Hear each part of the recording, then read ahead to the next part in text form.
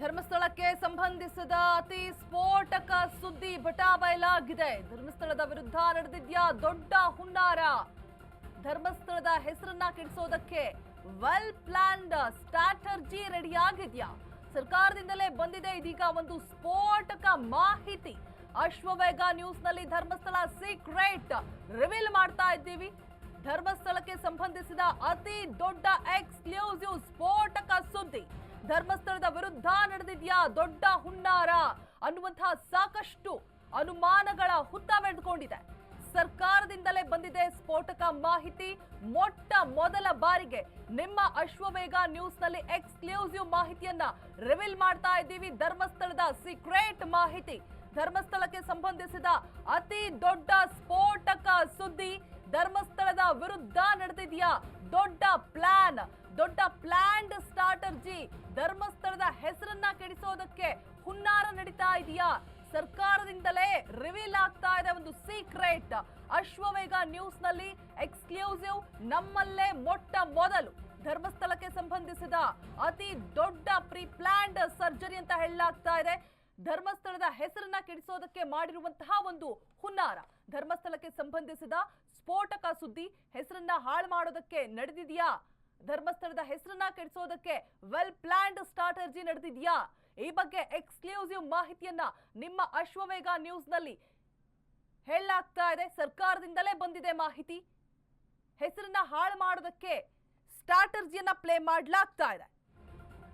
Ashwavega news ನಲ್ಲಿ ಧರ್ಮಸ್ಥಳದ secret ಅನ್ನ ರಿವೀಲ್ ಮಾಡಲಾಗ್ತಾ ಇದೆ. ಧರ್ಮಸ್ಥಳದ ಬಗ್ಗೆ ಬದಲಾಗ್ತಾ ಇದೆ ಎಲ್ಲರ ಅಭಿಪ್ರಾಯ ಕೂಡ. ಧರ್ಮಸ್ಥಳದ ವಿರುದ್ಧ ಪಿತೂರಿ ಸರ್ಕಾರಕ್ಕೂ ಕೂಡ ಗೊತ್ತಾಯ್ತಾ? ಸರ್ಕಾರದ ಪ್ರಮುಖ ಸಚಿವರುಗಳಿಂದಲೇ ಸ್ಫೋಟಕ ಮಾಹಿತಿ ಹೊರಬಿದ್ದಿದೆ. ಷಡ್ಯಂತ್ರ ನಡೆದಿದೆ ಅಂತ ಕಾಂಗ್ರೆಸ್ ನಾಯಕರಿಂದಲೂ ಕೂಡ ಒಪ್ಪಿಗೆ. ಅಪಪ್ರಚಾರಕ್ಕೆ ಮೊನ್ನೆ ಸಚಿವ ದಿನೇಶ್ ಗುಂಡೂರಾವ್ ಆಕ್ಷೇಪವನ್ನು ವ್ಯಕ್ತಪಡಿಸಿದ್ರು. ಇದೀಗ ಧರ್ಮಸ್ಥಳದ ಷಡ್ಯಂತ್ರವನ್ನ ಬಿಚ್ಚಿಟ್ಟಿದ್ದಾರೆ ಡಿಸಿಎಂ ಡಿಕೆ ಶಿವಕುಮಾರ್ ಕೂಡ. ಧರ್ಮಸ್ಥಳದ ಬಗ್ಗೆ ಬದಲಾಗ್ತಾ ಇದೆ ಎಲ್ಲರ ಅಭಿಪ್ರಾಯ ಕೂಡ. ಸರ್ಕಾರವೇ ಇದೀಗ ಧರ್ಮಸ್ಥಳದ ಅಭಿಪ್ರಾಯವನ್ನ, ಅದರ ಹೆಸರನ್ನ ಹಾಳು ಮಾಡೋದಕ್ಕೆ ಮಾಡ್ತಾ ಇರುವಂತಹ ಹುನ್ನಾರ ಅಂತ ಹೇಳ್ಬಿಟ್ಟು ಒಂದಷ್ಟು ಸಚಿವರುಗಳಿಂದ ಸ್ಫೋಟಕ ಮಾಹಿತಿ ಹೊರಬೀಳ್ತಾ ಇದೆ. ಷಡ್ಯಂತ್ರ ನಡೆದಿದೆ ಅಂತ ಕಾಂಗ್ರೆಸ್ ನಾಯಕರಿಂದಲೂ ಕೂಡ ಒಪ್ಪಿಗೆ ಸಿಗ್ತಾ ಇದೆಯಾ? ಅಪಪ್ರಚಾರಕ್ಕೆ ಮೊನ್ನೆ ಸಚಿವ ದಿನೇಶ್ ಗುಂಡೂರಾವ್ ಆಕ್ಷೇಪವನ್ನ ವ್ಯಕ್ತಪಡಿಸ್ತಾ ಇದ್ರು. ಇದೀಗ ಧರ್ಮಸ್ಥಳದ ಪರವಾಗಿ, ಅಂದ್ರೆ ಹೆಸರನ್ನ ಹಾಳು ಮಾಡೋದಕ್ಕೆ ಈ ರೀತಿ ಮಾಡ್ತಾ ಇದ್ದಾರಾ ಅಂತ ಹೇಳ್ಬಿಟ್ಟು ಡಿಕೆ ಶಿವಕುಮಾರ್ ಕೂಡ ಮಾತನಾಡಿದ್ದಾರೆ. ಏನ್ ಮಾತನಾಡಿದ್ದಾರೆ ಬೈಟಿದೆ ಕೇಳಿಸ್ಕೊಳ್ಳಿ.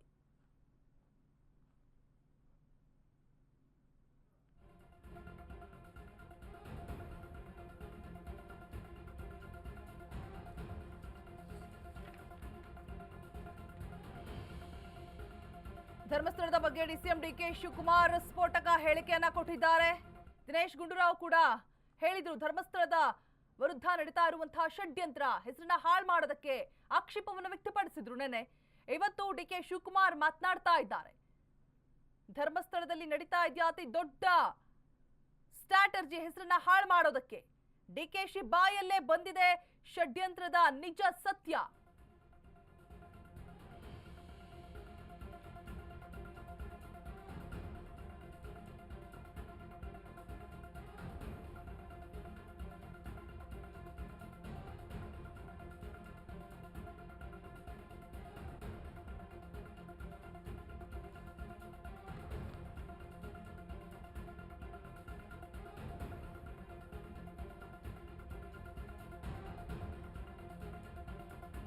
ಧರ್ಮಸ್ಥಳದ ಬಗ್ಗೆ ಡಿಸಿಎಂ ಡಿಕೆಶಿ ಸ್ಫೋಟಕ ಹೇಳಿಕೆಯನ್ನ ಕೊಟ್ಟಿದ್ದಾರೆ.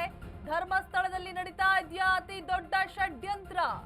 ಡಿಕೆಶಿ ಬಾಯಲ್ಲೇ ಬಂದಿದೆ ಷಡ್ಯಂತ್ರದ ನಿಜ ಸತ್ಯ. ಡಿಸಿಎಂ ಡಿಕೆಶಿಗೂ ಕಾಡ್ತಾ ಇದೆ ಆ ಒಂದು ಅನುಮಾನ. ದಿನೇಶ್ ಗುಂಡೂರಾವ್ ಬೆನ್ನಲ್ಲೇ ಇದೀಗ ಡಿಕೆಶಿ ಕೂಡ ಷಡ್ಯಂತ್ರದ ಬಗ್ಗೆ ಮಾತನಾಡಿದ್ದಾರೆ.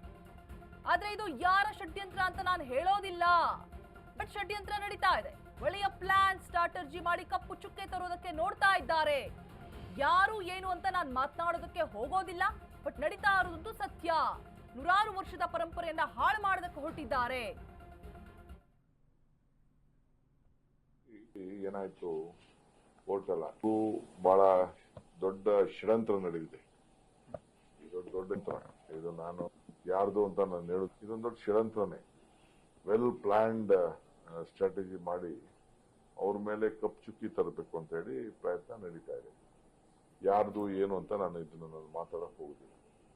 ಯಾರದೇ ಆಗಲಿ ತೇಜೋವಧೆ ಮಾಡೋದು ವರ್ಷಾನುಗಟ್ಲೆಯಿಂದ ನೂರಾರು ವರ್ಷ ಸಾವಿರಾರು ವರ್ಷದಿಂದ ಬಂದಂತ ಪರಂಪರೆನ ಹಾಳು ಮಾಡಕ್ಕೆ ಹೊರಟಿರೋಂಥದ್ದು ಒಂದಿದೆ. ಈಗ ನಮ್ದೆಲ್ಲ ನಂಬಿಕೆ ಇದೆ. ನಾವು ಧಾರ್ಮಿಕ ಇಲಾಖೆನ ದತ್ತಿ ಇಲಾಖೆನ ನಾವೇ ಸರ್ಕಾರ ನಡೆಸ್ತಾ ಇದ್ದೀವಿ, ಗೌರವ ಕೊಡ್ತಾ ಇದೀವಿ. ಬಟ್ ಅದೇನಾಯ್ತು ಅಂತಂದ್ರೆ ಕೋರ್ಟಲ್ಲಿ ಹೋಗಿ ಅವನ ಯಾರೋ ಒಬ್ಬ ಸ್ಟೇಟ್ಮೆಂಟ್ ಕೊಟ್ಟು ಅವನ ಯಾರೋ ಮುಸುಕುದಾರಿ ನಾವೆಲ್ಲ ಹೇಳಿದೀವಿ. ನಮ್ಮ CLP ಪಾಪ ನಮ್ಮ ಶಿವಲಿಂಗೇಗೌಡರು, ನಮ್ಮ ಬೇಳೂರು, ಆಮೇಲೆ ನಮ್ಮ ಪ್ರಕಾರ ರೈ ಪುತ್ತೂರು, ಅವರೆಲ್ಲ ಬಹಳ ಜನ ಮಾತಾಡಿದ್ದಾರೆ.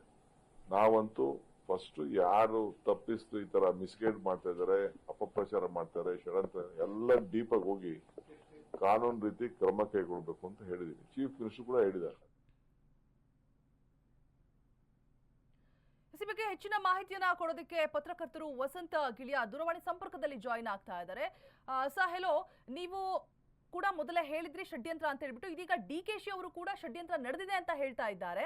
ಷಡ್ಯಂತ್ರ ನಿಜಕ್ಕೂ ನಡೆದಿದ್ಯಾ? ಏನ್ ಷಡ್ಯಂತ್ರ ನಡೀತಾ ಇದೆ, ಯಾಕಾಗಿ ನಡೀತಾ ಇದೆ? ಓವರ್ ಆಲ್ ಆಗಿ ಡೀಟೇಲ್ಸ್ ಕೊಡ್ಬೋದಾ ಸರ್, ನಿಮ್ಮ ಅಭಿಪ್ರಾಯ? ನೀವು ನಡೆದಿದ್ಯಾ ಕೇಳ್ತಾ ಇದ್ದೀರಲ್ಲ, ಇದು 100% ಷಡ್ಯಂತ್ರವನ್ನೇ ಮಾಡಿರುವಂತದ್ದು. ಇದರಲ್ಲಿ ಏನು ಅನುಮಾನ ಇಲ್ಲ. ನಿಮ್ಗೆ DK ಶಿವಕುಮಾರ್ ಅವರು ಈಗ ಹೇಳಿದ್ದಾರೆ, ದಿನೇಶ್ ಗುಂಡೂರಾವ್ ಅವರು ಮೊನ್ನೆನೆ ಹೇಳಿದ್ದಾರೆ, ನಾವು ಈ ಬುರುಡೆ ದಾಸರು ಬಂದಾಗಲೇ ಹೇಳಿದೀವಿ. ನಿಮ್ಗೆ ನಮ್ಮ ಮುಂದಿನ ಹೋರಾಟ ಯಾವುದು ಅಂತ ಹೇಳಿದ್ರೆ, ಈ ಬುರುಡೆ ದಾಸರು ಒಬ್ಬ ಅಮಾಯಕನನ್ನ ತಲೆ ತಪ್ಪಿಸಿ ಏನೋ ಅವನ ತಲೆ ತಿರುಗಿಸಿ ಬ್ರೈನ್ ವಾಶ್ ಮಾಡಿ ಕರ್ಕೊಂಡು ಬಂದಿದ್ದಾನಲ್ಲ, ಅವನಿಗೆ ಮಾತ್ರ ಶಿಕ್ಷೆ ಆಗೋದಲ್ಲ. ಅದು ಅವನಿಗಂತೂ 100% ಆಗತ್ತೆ. ಯಾಕಂದ್ರೆ ಸುಳ್ಳು ದೂರಿನ ಪ್ರಕರಣ ಅವನ ಮೇಲೆ ದಾಖಲಾಗತ್ತೆ, ಮತ್ತೆ ಬಹಳ ಸಣ್ಣ ಶಿಕ್ಷೆ ಆಗುವಂತ ಪ್ರಕರಣ ಅದು. ಇದು SIT 2 ಅಥವಾ SIT ಮುಂದುವರೆದು ತನಿಖೆಯನ್ನ ಮಾಡಿ ಅವರ ಮೇಲೆ ಏನು ಈ ಹಿಂದೆ ಯಾವ ಗ್ಯಾಂಗ್ ಇದೆ, ಗಿರೀಶ್ ಮಟ್ಟಣ್ಣನವರ್, ಮಹೇಶ್ ಶೆಟ್ಟಿ ತಿಮ್ರೋಡಿ, ಇವ್ರು ಯಾರ್ಯಾರು ಇದ್ದಾರೆ ಇವ್ರನ್ನೆಲ್ಲ ತನಿಖೆಗೆ ಒಳಪಡಿಸಿ ಅವರೆಲ್ಲರ ಮೇಲೂ ಶಿಕ್ಷೆ ಆಗುವ ಹಾಗೆ ನಾವು ಮುಂದಿನ ಹೋರಾಟವನ್ನು ಮಾಡ್ತೇವೆ. ಓಕೆ ಸರ್, ಜೊತೆಗೆ ಈ ಧರ್ಮಸ್ಥಳದ ತೇಜೋವಧೆಗೆ ಕೇರಳದಿಂದ ಧರ್ಮದ್ರೋಹಿಗಳಿಂದ ಫಂಡಿಂಗ್ ಆಗಿದೆ ಅಂತ ಹೇಳಲಾಗ್ತಾ ಇದೆ. ಇದು ನಿಜಾನಾ? ನಿಮ್ಗೇನ್ ಮಾಹಿತಿ ಇದೆ? ಆ ಸಾಧ್ಯತೆಗಳಿವೆ. ಈಗ ವಿದೇಶಿ ಶಕ್ತಿಗಳ, ಯಾಕಂದ್ರೆ ಇವರು ಸುಪ್ರೀಂ ಕೋರ್ಟ್ ಅಡ್ವೊಕೇಟ್ ಅನ್ನ ಇದರಲ್ಲಿ ಎಂಗೇಜ್ ಮಾಡ್ತಾರೆ. ಸುಪ್ರೀಂ ಕೋರ್ಟ್ ಅಡ್ವೊಕೇಟ್ಗೆ ಒಂದು ಸಿಟ್ಟಿಂಗಿಗೆ 5 ಲಕ್ಷ ಏನು ಚಾರ್ಜ್ ಮಾಡುವಂತ ವಕೀಲರು, 20 ಒಬ್ರು ಪ್ರಮುಖ ವಕೀಲರು ಮತ್ತೆ 20 ವಕೀಲರ ತಂಡವನ್ನ ಇದರ ಹಿಂದೆ ಸೃಷ್ಟಿ ಮಾಡಿದ್ದಾರೆ. ತುಂಬಾ ಯೂಟ್ಯೂಬರ್ಗಳನ್ನ ಇವ್ರು ಸಾಕೊಂಡಿದ್ದಾರೆ.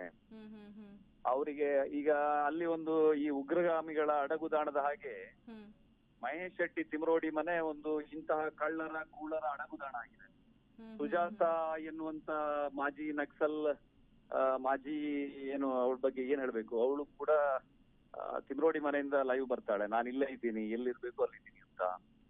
ಭೀಮಾ ಎನ್ನುವ ಈ ಅನಾಮಿಕ ಹೋಗೋದು ಕೂಡ ತಿಮ್ರೋಡಿ ಅವ್ರ ಮನೆಗೆ. ಈ ಗಿರೀಶ್ ರಾವ್ ಮಟ್ಟಣ್ಣನವ್ರು ಲೈವ್ ಮಾಡೋದು ಕೂತ್ಕೊಂಡು ತಿಮ್ರೋಡಿ ಮನೆಯಲ್ಲೇ. ಈ ಎಲ್ಲರನ್ನು ಕರ್ಕೊಂಡು ಓಡಾಡ್ತಾ ಇರುವಂತದ್ದು ಒಂದೇ ನಂಬರ್ನ ಕಾರು.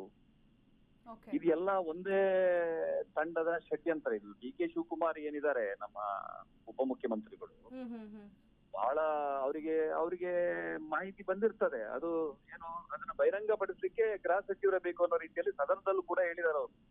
ಇದ್ರ ಬಗ್ಗೆ ಗೃಹ ಸಚಿವರು ಹೇಳ್ತಾರೆ ಅಂತ ಹೇಳಿದ್ದಾರೆ. ಅವ್ರಿಗೆ ಕನ್ಫರ್ಮೇಶನ್ ಇದೆ ಇದು ಯಾವ ತಂಡದ ಷಡ್ಯಂತ್ರ ಅನ್ನೋದು ಅವ್ರಿಗೆ ಗೊತ್ತಿದೆ. ಮತ್ತೆ ಇದರಲ್ಲಿ ಕಾಂಗ್ರೆಸ್ BJP ಅನ್ನೋದೇನಿಲ್ಲ. ಇದರಲ್ಲಿ ಎಲ್ಲಾ ಪಕ್ಷದವರು ಕೂಡ ಧರ್ಮಸ್ಥಳ ಕ್ಷೇತ್ರಕ್ಕೆ ಏನು ಅದರ ಧಾರ್ಮಿಕ ಭಾವನೆಗೆ ಧಕ್ಕೆ ಆಗ್ಬಾರ್ದು ಅನ್ನುವ ಭಾವನೆಯಲ್ಲೇ ಮಾತಾಡಿದ್ದಾರೆ. ಧರ್ಮಸ್ಥಳ ಏನು BJP ಅವರ ದೇವಸ್ಥಾನ.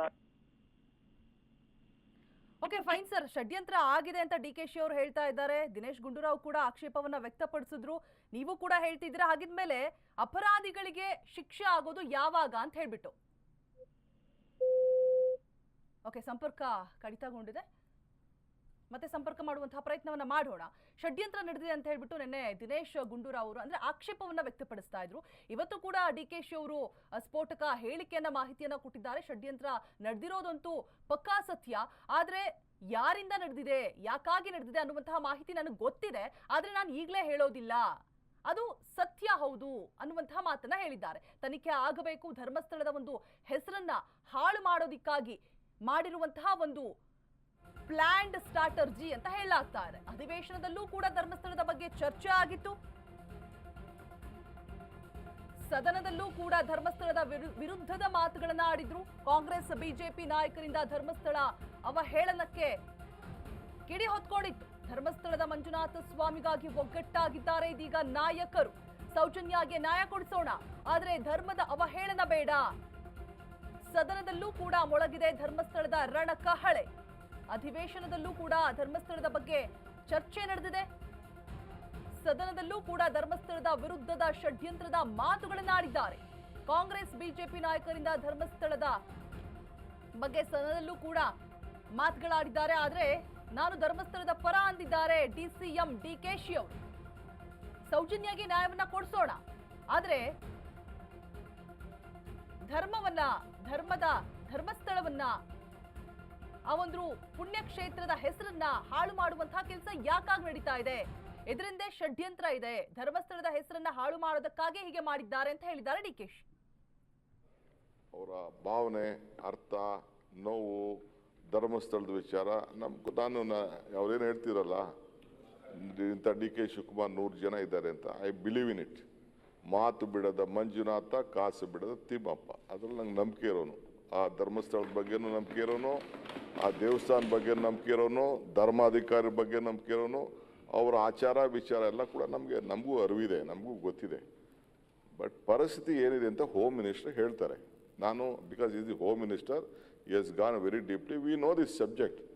But what made us happen, ಯಾಕೆ ಇದಾಯ್ತು? ನಿಮ್ಗಿನ್ನ ಜಾಸ್ತಿ ಇಲ್ಲಿ ನಾವು ಮಾತಾಡೋ 4 ಜನ ಅಲ್ಲ, ಲಕ್ಷಾಂತರ ಜನ ಭಕ್ತಾದಿಗಳು ಇವತ್ತು ಇಡೀ ದೇಶದಲ್ಲೇ ಎಲ್ಲೂ ಅನ್ನದಾಸೋಹ ಪ್ರಾರಂಭ ಮಾಡದೇ ಇದ್ದಾಗ ಅಲ್ಲಿ ಒಂದು ಪರಂಪರೆ ಪ್ರಾರಂಭ ಮಾಡಿದ್ದು ಕೂಡ ನಮಗೆ ಅರಿವಿದೆ.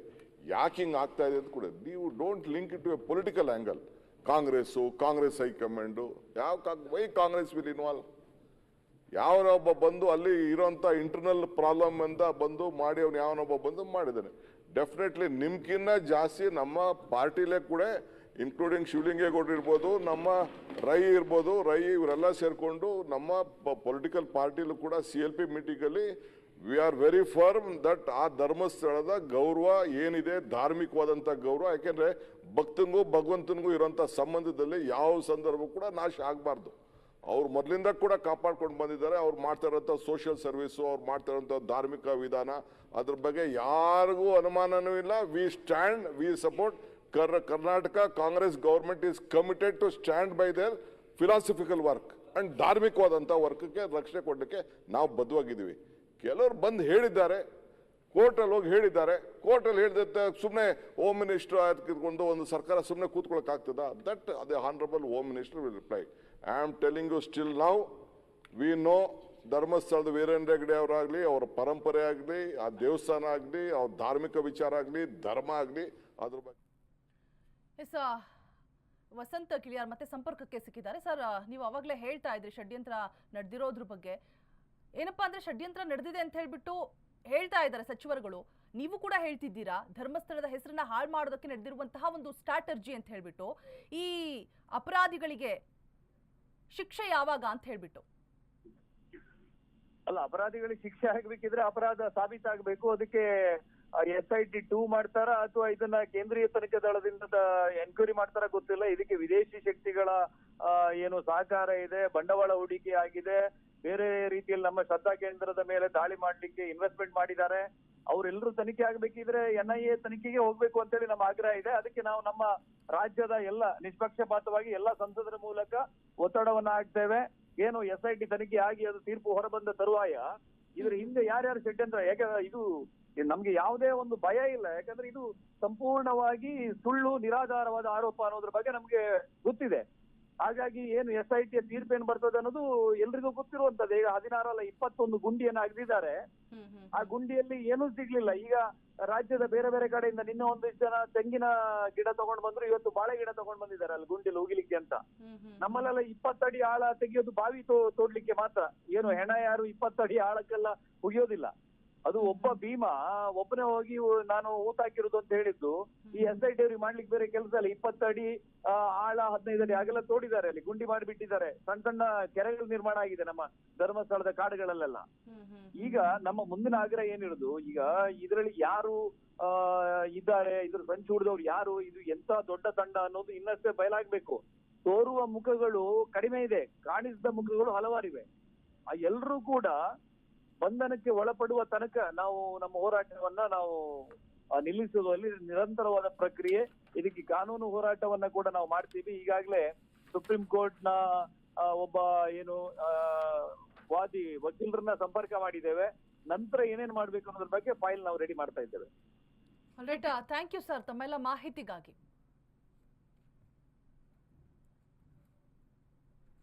ಧರ್ಮಸ್ಥಳದ ಧರ್ಮ ಕಾರ್ಯವನ್ನ ಹೊಗಳಿದ್ದಾರೆ ಗೃಹ ಸಚಿವರು. ಧರ್ಮಸ್ಥಳದ ಸತ್ಯ ಹೊರ ಬರಲೇಬೇಕು ಅಂತ ಧರ್ಮಸ್ಥಳದ ವಿಚಾರದಲ್ಲಿ ಭಕ್ತಿ ಗೌರವ ಇದೆ ಅಂತ ಹೇಳಿದ್ದಾರೆ. ವೀರೇಂದ್ರ ಹೆಗಡೆಯವರ ಸಾಮಾಜಿಕ ಕಾಳಜಿ ನಮ್ಮೆಲ್ರಿಗೂ ಕೂಡ ಗೊತ್ತಿದೆ. ಪದ್ಮಶ್ರೀ ಗೌರವ ಸುಖ ಸುಮ್ಮನೆ ಕೊಟ್ಟಿಲ್ಲ ಅವರಿಗೆ. ಪ್ರತಿ ಹೆಣ್ಣು ಮಕ್ಕಳಿಗೂ ಕೂಡ ಜೀವನವನ್ನ ಕಟ್ಕೊಟ್ಟಿದ್ದಾರೆ. ಲಕ್ಷಾಂತರ ಜನರಿಗೆ ಧರ್ಮಸ್ಥಳದಿಂದ ಜೀವನ ಸಿಕ್ಕಿದೆ. ಧರ್ಮಸ್ಥಳದ ವಿಚಾರ ರಾಜಕೀಯ ತಿರುವನ್ನ ಪಡೆದುಕೊಳ್ತಾ ಇದೆ ಅನ್ನುವಂತಹ ಮಾತನ್ನ ಹೇಳ್ತಾ ಇದ್ದಾರೆ. ವೀರೇಂದ್ರ ಹೆಗಡೆಯವರು ಎಂಥ ಸೇವೆಯನ್ನ ಮಾಡಿದ್ದಾರೆ, ಎಂಥ ಮನುಷ್ಯರು, ಧರ್ಮಾಧಿಕಾರಿಗಳು, ನಮ್ಮೆಲ್ಲರಿಗೂ ಗೊತ್ತಿರುವಂತಹ ವಿಚಾರ. ಹೇಳಿದ್ರಲ್ಲ ಸರ್, ಅಧಿಕೃತವಾಗಿ ಒಬ್ಬ ಗೃಹ ಸಚಿವನಾಗಿ ಹೇಳ್ತಾ ಇದ್ದೇನೆ, ನಾವು ಯಾವುದೇ ಒತ್ತಡಕ್ಕೆ ನಾವು ಮಣಿದಿಲ್ಲ, ಮಣಿಯೋದು ಇಲ್ಲ. ನಮ್ಮ ದೃಷ್ಟಿಕೋನ ಓನೇ ಸತ್ಯ ಹೊರಗಡೆ ಬರಬೇಕು, ನ್ಯಾಯ ಕೊಡಬೇಕು. ಧರ್ಮಸ್ಥಳದ ವಿಚಾರದಲ್ಲಿ ನಮಗೆಲ್ಲ ಅಪಾರವಾದ ಗೌರವ ಇದೆ, ಭಕ್ತಿ ಇದೆ. ನಾನು ಅನೇಕ ಸಂದರ್ಭದಲ್ಲಿ ಭೇಟಿ ಕೊಟ್ಟಿದ್ದೇನೆ. ನಾನು ಅಬ್ದುಲ್ ಕಲಾಂ ಅವ್ರನ್ನ ಕರ್ಕೊಂಡು ಹೋಗಿದ್ದೆ ಅಲ್ಲಿ. ಅವರು ರಾಷ್ಟ್ರಪತಿಗಳಾಗಿದ್ದಂಥ ಸಂದರ್ಭದಲ್ಲಿ I was the minister in waiting to take him to Dharmasthala. ಅಲ್ಲಿನ ಸಂದರ್ಭದಲ್ಲಿ ಅವರು ಇಸ್ಲಾಂ ಧರ್ಮಕ್ಕೆ ಸೇರಿದ್ದವರಾಗಿದ್ದಾರೆ ಅಂತ ಹೇಳಿ ಅವರನ್ನು ಬೇರೆ ರೀತಿಯಲ್ಲಿ ಕಾಣಲಿಲ್ಲ. ಅಂತಹ ಸ್ಥಳ ಅದು ಧರ್ಮಸ್ಥಳ ಅಂತ ಹೇಳಿದರೆ ಇಡೀ ಕೋಟಿ ಕೋಟಿ ಜನರಿಗೆ ನಮ್ಮ ರಾಜ್ಯದಲ್ಲಿ ಅಷ್ಟೇ ಅಲ್ಲ, ಬೇರೆ ರಾಜ್ಯದಲ್ಲಿ ಇದೆ, ಬೇರೆ ದೇಶಗಳಲ್ಲಿ ಭಕ್ತಿ ಇರ್ತಕ್ಕಂಥವ್ರು ಭಾಳ ಜನ ನಡ್ಕೊಳ್ತಾರೆ. ಅದ್ರ ಬಗ್ಗೆ ಯಾರಿಗೂ ಕೂಡ ಡೌಟು ಬೇಡ, ಅದ್ರ ಬಗ್ಗೆ ಬೇರೆ ವಿಚಾರದಲ್ಲಿ ಯೋಚನೆ ಮಾಡೋದು ಬೇಡ. ಜೊತೆಗೆ ಅವರು ಸಮಾಜಕ್ಕೆ ಏನು ಕೊಡುಗೆ ಕೊಟ್ಟಿದ್ದಾರೆ ಅಂತೇಳಿ ಯೋಚನೆ ಮಾಡಿದರೆ, ಪದ್ಮಶ್ರೀ ಕೊಟ್ಟರು, ಅವ್ರಿಗೆ ಸುಮ್ಮನೆ ಕೊಟ್ರ? ಧರ್ಮಸ್ಥಳದಲ್ಲಿ ಗುಂಡಿ ತೋಡ್ತಾ ಇರೋದಕ್ಕೆ ಅಶೋಕ್ ಆಕ್ಷೇಪವನ್ನು ವ್ಯಕ್ತಪಡಿಸ್ತಾ ಇದ್ದಾರೆ. ಅವೈಜ್ಞಾನಿಕವಾಗಿ ಅಸ್ಥಿಗಳನ್ನ ಹುಡುಕ್ತಾ ಇರೋದು ಸರಿಯಲ್ಲ. 20 ಅಡಿ ಆಳದಲ್ಲಿ ಯಾರಾದ್ರೂ ಹೆಣ ಹೂಡಿರ್ತಾರಾ? 20 ಅಡಿ ಏನಕ್ಕಾಗಿ ಅಗಿಬೇಕು? ಮಾಸ್ಕ್ ಮನ್ ಒಬ್ಬನೇ ಅಷ್ಟು ಆಳದ ಗುಂಡಿ ತೋಡೋದಕ್ಕೆ ಆಗತ್ತಾ? ಸ್ಪೈಡರ್ ಮ್ಯಾನ್ ರೀತಿ ಮಾಸ್ಕ್ ಮನ್ ಬಿಂಬಿಸ್ತಾ ಇದ್ದೀರಾ? ಅವನ ಬುರುಡೆ ನಂಬಿ ಗುಂಡಿ ತೋಡ್ತಾ ಇದ್ದೀರಾ? ಕಾಡಲ್ಲಿ ಹೆಣ ಹುಳುವಾಗ ಯಾವ ಚಿರತೆ ಆನೆ ಬರಲಿಲ್ವಾ? ಮಾಸ್ಕ್ ಮನ್ ಮುಖವಾಡ ಕಳಚಬೇಕೆಂದಿದ್ದಾರೆ ಆರ್ ಅಶೋಕ್ ಅವರು. ಮಾಸ್ಕ್ ಮನ್ನ ಬುರುಡೆ ಬಿಡ್ತಾ ಇದ್ದಾನೆ. ಯಾರಾದ್ರೂ 20 ಅಡಿ ಆಳವನ್ನ ಅಗೆದು ಹೆಣವನ್ನ ಹೂತಿಡೋದಕ್ಕೆ ಸಾಧ್ಯ ಆಗತ್ತೇನ್ರಿ? ಮಾಸ್ಕ್ ಮನ್ ಒಬ್ಬನೇ ಅಷ್ಟು ಆಳದ ಗುಂಡಿಯನ್ನ ತೋಡೋಕ್ಕಾಗತ್ತಾ? ಬುರುಡೆ ಬಿಡ್ತಿದ್ದಾನಾತ. ಕಾಡಲ್ಲಿ ಹೆಣ ಹುಳುವಾಗ ಯಾವ ಚಿರತೆ ಆನೆ ಬರಲಿಲ್ವಾ ಅಂದಿದ್ದಾರೆ ಆರ್ ಅಶೋಕ್ ಅವರು. ನನಗೆ ಅನಿಸೋವಂಥದ್ದು, ಅವನು ಎಂಜಾಯ್ ಮಾಡ್ತಾ ಇದ್ದಾನೆ.